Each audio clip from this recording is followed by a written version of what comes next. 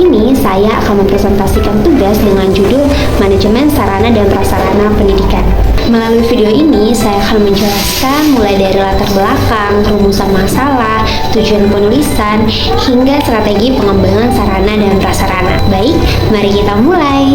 Sebelum masuk dalam materi inti, mari kita pahami terlebih dahulu latar belakang dari topik ini.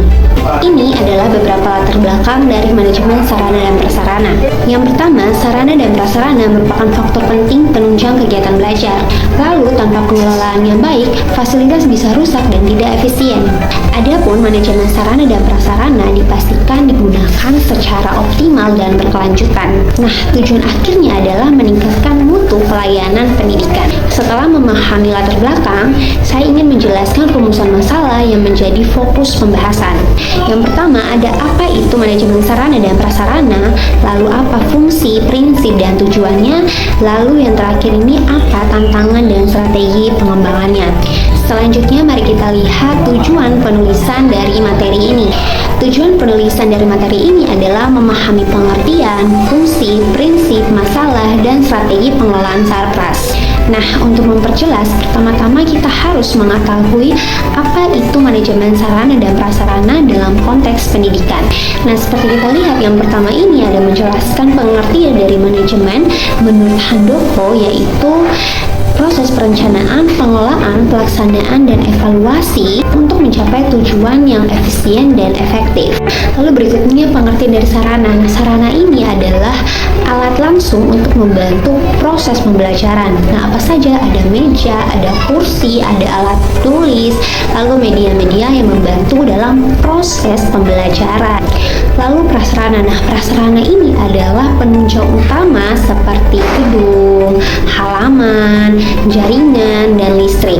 Nah, jika kita gabungkan, maka manajemen sarana dan prasarana pendidikan ini adalah proses mengelola, menjalankan, dan memelihara seluruh fasilitas sekolah agar mendukung proses belajar mengajar secara efektif dan efisien.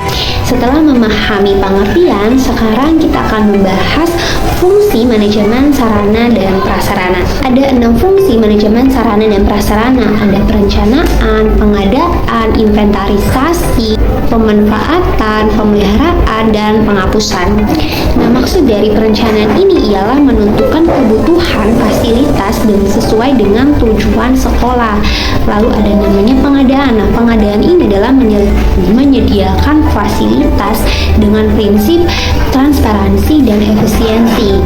Lalu maksud dari inventarisasi. Nah, maksudnya adalah mencatat seluruh aset agar apa? Agar mudah dipantau. Lalu pemanfaatan artinya menggunakan seluruh fasilitas itu dengan penuh tanggung jawab. Lalu ada pemeliharaan artinya menjaga untuk seluruh fasilitas ini agar tetap awet. Dan yang terakhir ada namanya penghapusan. Nah, penghapusan ini adalah menghapus barang-barang atau aset-aset yang rusak atau yang tidak layak lagi dipakai. Nah, selanjutnya kita akan masuk ke prinsip-prinsip pengelolaan sarana dan prasarana secara efektif dan efisien. Ada 6 prinsip pengelolaan. Yang pertama itu ada efektivitas, artinya fasilitas benar-benar mendukung pembelajaran. Lalu ada efisien, artinya menghasilkan manfaat maksimal dengan biaya yang minim. Lalu ada akuntabilitas dan transparansi, artinya benar-benar dapat dipertanggungjawabkan. Keberlanjutan dan pemeliharaan, artinya fasilitas ini dapat digunakan dalam jangka panjang. Lalu ada administrasi sistematis, artinya inventarisasi ini dapat tertib dan teratur atau terstruktur. Dan yang terakhir ada kelayakan dan kesesuaian, artinya benar-benar fasilitas ini sesuai dengan kebutuhan pengguna. Lalu teman-teman, tidak bisa dipungkiri bahwa dalam pengelolaan sarana dan prasarana ada beberapa masalah yang sering muncul. Seperti materi yang telah saya rangkum bahwa ada 5 masalah dalam manajemen sarana dan prasarana. Ada perencanaan kurang matang, keterbatasan dana dan SDM pengelola, kurangnya kesadaran dan pemeliharaan, distribusi sarana yang tidak merata, dan administrasi inventarisasi yang lemah. Lalu teman-teman, kita akan masuk dalam materi terakhir, yaitu strategi pengembangan sarpras. Ada beberapa strateginya, yaitu ada perencanaan berbasis kebutuhan need assessment. Lalu yang kedua ada optimalisasi fasilitas yang sudah ada. Lalu peningkatan kompetensi pengelola. Lalu ada kerjasama dengan pihak luar, bisa dari pemerintah ataupun dari alumni. Ada transparansi anggaran juga. Lalu ada pemeliharaan berkala dan berbasis teknologi. Dan yang terakhir adalah evaluasi berkelanjutan.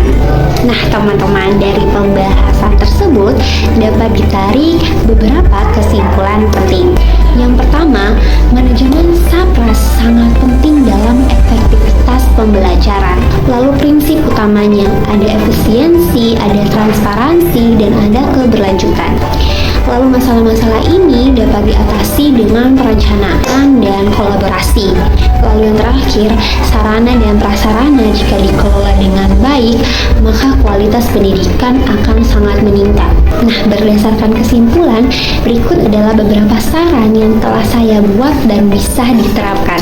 Sekolah perlu melaksanakan pengelolaan SAPRAS secara terencana dan berkelanjutan. Lalu, pemerintah perlu mendukung dari segala segi kebijakan dan anggaran. Guru, siswa, masyarakat pun juga harus ikut dalam menjaga fasilitas. Dan terakhir, sarana yang baik dapat menciptakan pembelajaran yang baik. Baik teman-teman, terima kasih telah menonton presentasi saya. Semoga sarana dan prasarana di sekitar kita selalu dikelola dengan bijak dan semoga materi ini dapat berguna bagi kita semua. Sampai jumpa lagi di pembahasan berikutnya. Shalom.